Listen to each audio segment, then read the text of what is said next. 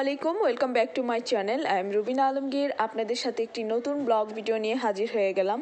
অবশ্যই সবাই আমার চ্যানেলটি সাবস্ক্রাইব করবেন, লাইক করবেন, কমেন্ট করবেন, শেয়ার করবেন, আমার ভুল ত্রুটিগুলো ক্ষমা করে দেবেন।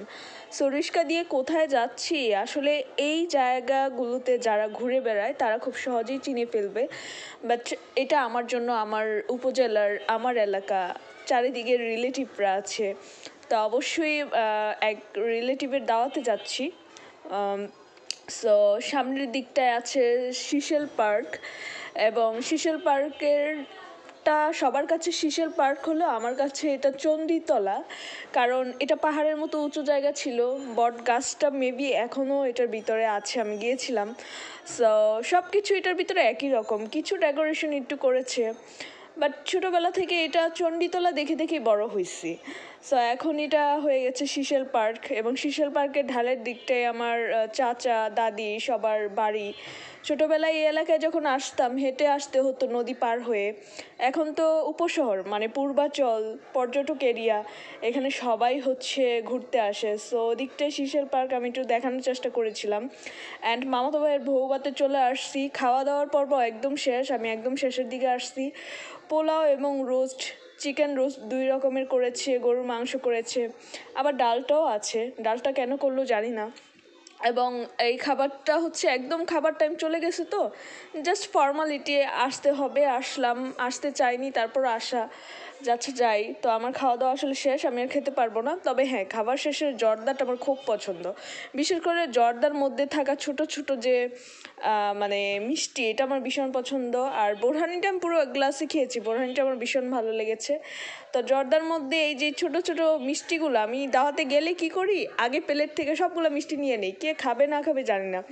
সো নিয়ে নিয়েছি এবং স্টেজে একটু উঠলাম, উঠে কিছু ছবি উঠালাম, ভিডিও করলাম।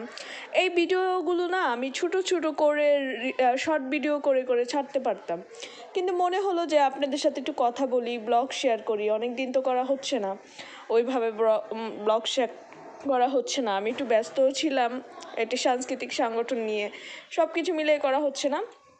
সো স্টেজ পুরো ফাঁকা, বর বউ গেল কোথায়। তো পুরো ফ্যামিলি, মামাদের পুরো ফ্যামিলি হচ্ছে সবাই একসাথে খেতে বসেছে, ওদের আগে হচ্ছে আমরা বসেছিলাম। খাওয়া দাওয়ার পর্ব শেষ, এই মাঠের মধ্যে আমার সব ভাই বোনেরই বিয়ের আয়োজন করা হয়েছে, মাঠটা অনেক বড়। তো মামাতো ভাইয়ের খাওয়ার পর বউকে বলছিলাম তাড়াতাড়ি আসো, ছবি তুলি, ভিডিও করি, আমি একটু চলে যাব, আমার একটু কাজ আছে। তো তাদেরকে বললাম যে ওকে, ভালো লাগলো দেখা করে।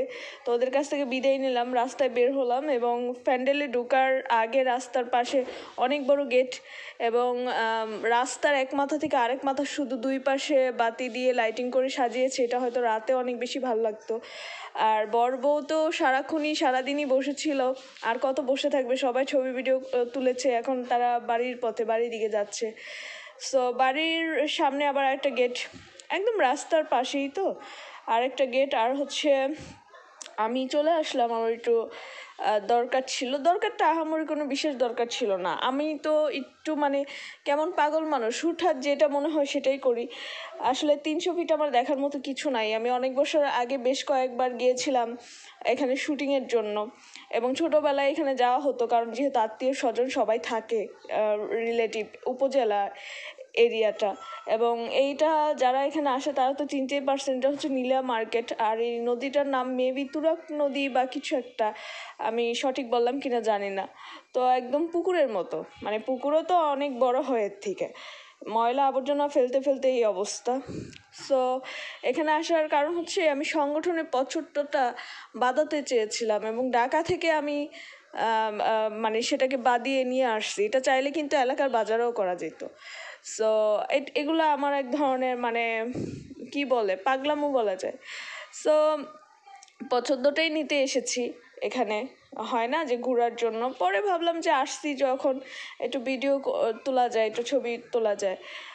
অবশ্য এই এই জায়গাগুলো বাচ্চাদের খেলার অনেক অ্যারেঞ্জমেন্ট করা হয়েছে, তো আমি জায়গাগুলোতে একটু হেঁটে হেঁটে ভিডিও করলাম, যে ভিডিও করি।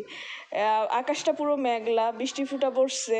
সো এখান থেকে চলে যাব, নাস্তা করব, কিন্তু নাস্তার আগে মনে হলো কি যে একটু চা খাই। তো বললো যে এটা হচ্ছে চাটা মালাই চা, কিন্তু মালাইয়ের খবর নাই। তো আমি বললাম এটা কি হলো, পরে লোকটা বলতেছে 300 ফিটে আপনি মালাই চা পাবেন না তো। পরে আমি বললাম এটা তো লোক ঠকানো, আপনি যে তান্দুরি চা দেয় তাকেও ফাউটার দিয়ে দিচ্ছেন, যে মালাই চা দেয় তাকেও ফাউটার দিয়ে দিচ্ছেন, কিন্তু টাকা তো কম রাখছেন না। আর যারা ঢাকা থেকে ঘুরতে আসে বা বিদেশা, তাদের সাবজেক্ট আলাদা, আমরা তো এই এলাকার, আমাদের সাথে এটা করতে পারেন না। চিগলি করার পর মালাই বের করে একটু মিক্স করে দিয়ে বলতেছে এখন এটা তো 100 টাকার মালাই দিয়ে দিছি। পরে আমি বললাম এটা কি আমাকে শিখাচ্ছেন? আপনাকে মাংনা খাচ্ছি না, টাকা দিয়ে খাচ্ছি, এটা ঠিক না। সো এই চায়ের দোকানে চা খেতে এসে আমি আসলে অসুস্থ হয়ে গেছি। আমার মানে চায়ের দোকানটার ভিতরে প্রচণ্ড গরম লাগছিল, আমি বিরক্ত বোধ করছিলাম, অসুস্থ হয়ে গেছি।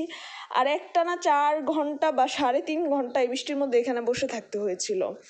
এরপর এখান থেকে একটু বৃষ্টি কমার পর বের হলাম। তো নবান্নর কাঁকড়াটা আমার গতবার গিয়েছিলাম, এবার আমি বাড়িতে গিয়ে আমার 300 ফিটে 3-4 বার যাওয়া হয়েছে নীলা মার্কেটে। তো চাপটি গরুর মাংস আর কাঁকড়া নেওয়া হয়েছে। তো আমি ভাবলাম আজকেও কাঁকড়াটা খুব টেস্টি হবে। কাঁকড়াটা মানে আজকের একটুও টেস্টি হয়নি, আমার ভালো লাগেনি, কারণ বেসন দিয়ে দিয়েছে আর বেসনটা আমার পছন্দ না। স্পাইসিটা ওরা মানে যেটা করছে মাসালা কাঁকড়ার, এই যে দেখেন বেসন উপরে দেওয়া। গতবার আমি যখন খেলাম বেসন ছিল না, কিন্তু বেসনটা দেওয়াতে আমার ভাল লাগেনি। আর বেসনটা আমার পছন্দও না, মশলাটা বেসন ছাড়াও বানানো যায়। সো বিল দিয়ে দিয়েছে, বৃষ্টিটা কমলেই হচ্ছে এখান থেকে বেরোতে হবে। নবান্নতে নাস্তা করতে বসার পর আবার বৃষ্টি হচ্ছিল। অ্যান্ড নবান্নতে একটা প্রবলেম হচ্ছে কি, ওরা মাংসের মধ্যে আমার মনে হয় কোনো জিরা মশলা কিছুই দেয় না, লবণটাও না, জাস্ট তেল মরিচ দিয়ে ভেজে দেয়। গরুর মাংসটা আমি 1 পিস খাওয়ার পর দেখলাম এরকমই। আমি আর গরুর মাংস খাইনি, চাপটি দিয়ে কাঁকড়ার দিয়ে খেয়েছি, কাঁকড়ার মশলা দিয়ে। তো বৃষ্টি একটু কমেছে, তাড়াতাড়ি করে বের হলাম অ্যান্ড বের হয়ে যাচ্ছি, চলে যাব। সো দেখতেই পাচ্ছেন কি পরিমাণ বৃষ্টি হয়েছে, এবং কি নবান্নতে ওরা রাস্তা থেকে হচ্ছে সবাইকে রিসিভ করে ছাতা দিয়ে ভিতরে নিচ্ছিল, আবার বের করে দিচ্ছিল যারা গাড়ি নিয়ে আসছে তাদের জন্য। ব্রিজে আসলাম, এখান থেকে অটো রিক্সা যে কোনো কিছুই বাড়িতে যাওয়ার জন্য পাওয়া যাবে। তো ফাইনালি হচ্ছে যেটার জন্য আমার আসলে নীলা মার্কেটে যাওয়া, এটা একটু প্যাকটা খুলছি আমি। প্যাকটা অলরেডি এক পাশ দিয়ে একটু ছিঁড়েও ফেলছে আসলে। যাই হোক, এবার এটা আমি খুলি, বাড়িতে আসলাম, এটার জন্যই তো যাওয়া, বৃষ্টিতে এত কষ্ট করে বসে থাকা, বৃষ্টিতে ভিজা, এবং কি হচ্ছে আমার অসুস্থ হয়ে যেতে হয়েছে ওইখানে আসলে। কারণ দেখছেনই ফার্স্টে কত মানে পানোচ্ছলভাবে ভাইয়ের বৌভাতে যাচ্ছিলাম, কিন্তু ফিরে আসার পর তো অবস্থা আমার পুরো সিরিয়াস। সো এটা হচ্ছে আমার সাংস্কৃতিক সংগঠন যেটা আমি প্রতিষ্ঠা করেছি, অ্যান্ড এটার পছন্দ। সো এটার প্রতি আমার একটা সিম্পেথি বা একটা টান, একটা মায়া এটা আছে, এটা থাকবে। তো হয়তো বা মাঝে মাঝে বছরে 1-2টা প্রোগ্রাম করা হবে। আমার হচ্ছে এই এনার্জি বিস্কুট আর হচ্ছে মামাটা খেতে ভালোই লাগে আমার। আর এই ললিপপগুলো আমার নানির জন্য নিয়েছি, আমার নানি খায়, যেহেতু দাঁত নাই, ও মানে চুষে চুষে ওর ভাল লাগে। সো এই ছিল আজকের ব্লগ, সবাই ভালো থাকবেন, আল্লাহ হাফেজ।